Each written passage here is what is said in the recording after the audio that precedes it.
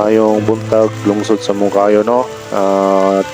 By the way, this is Clifford TV again. Lantaw na to ang sitwasyon karon din sa lungsod sa Mungkayo, guys, diri sa may Purok 3 paingon sa Purok 1 down to the highway, guys. Okay ni ang sitwasyon karon diri sa dalan paingon og highway, guys, and then down to